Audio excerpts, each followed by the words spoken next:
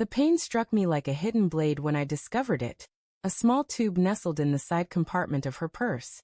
It was men's lubricant, foreign to our shared life, never meant for us. My fingers lingered on the fabric, as if grazing a live wire, charged with betrayal. My wife, my companion through 8 years of highs and lows, had never brought such a thing into our home.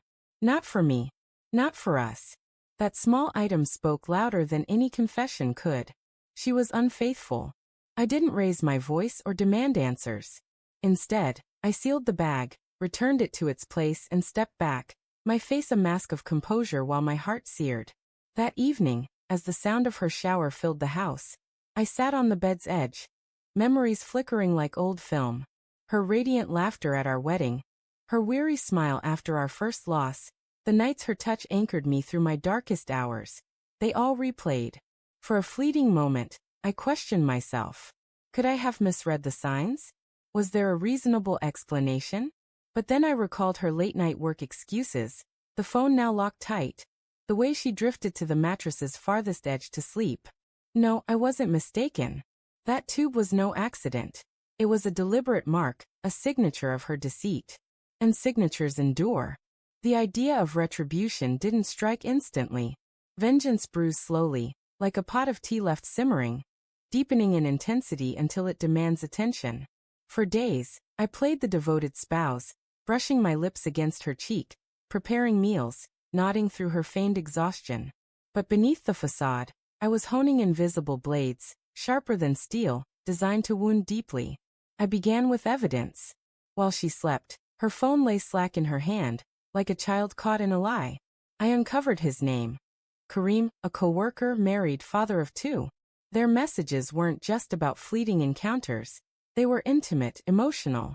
She confided in him secrets she'd stopped sharing with me, that cut deeper than any physical betrayal.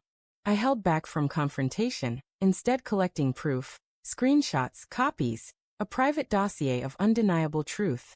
It was my safeguard for what was to come.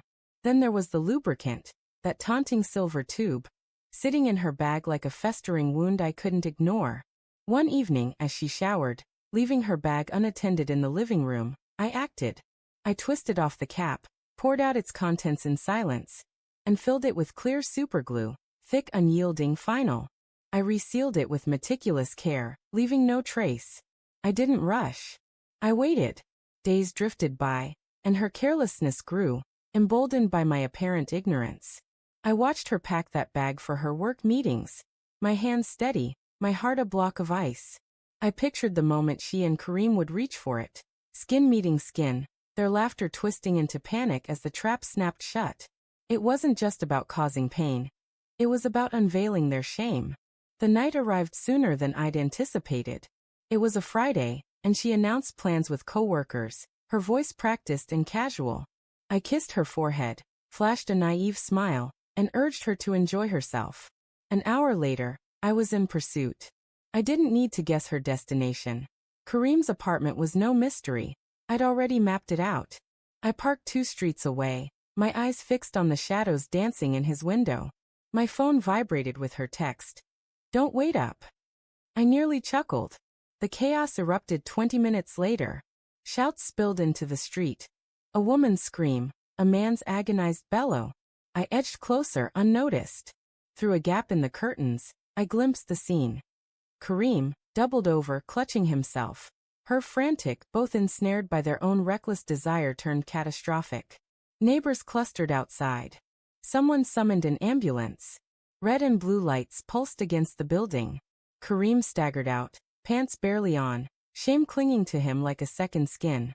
My wife trailed behind, tears streaming, stammering excuses for the inexcusable.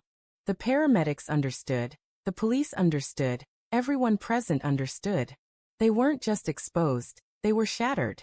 But my plan wasn't complete. The next morning, while she lay in the guest room, broken by her own disgrace, I printed the collected messages, binding them neatly in a manila envelope. I sent copies to Kareem's wife, to his company's HR, and to her parents. The aftermath was cataclysmic. Kareem's wife initiated divorce proceedings. His employer suspended him for ethical violations. My wife's parents called. their voices thick with sorrow, questioning how she could forsake the man who'd given her everything. When she woke, her suitcases waited by the door. My silence was sharper than any venom. She pleaded, wept, swore it was meaningless. But her tears were for her own loss, not mine. I handed her the divorce papers already signed, and told her I sought only liberation. I didn't yell or degrade her. I placed the pen in her shaking hand and walked away. Revenge isn't a blaze, it's frost. It doesn't flare up wildly. It creeps, freezing until the betrayer is trapped in a prison of their own making. When people ask why I seem so composed, I offer a faint smile. They don't grasp the quiet triumph of restraint. They don't see the elegance in letting someone unravel themselves with the very secrets they thought hidden. She believed she was cunning. She thought I was oblivious. But I saw it all. I bided my time.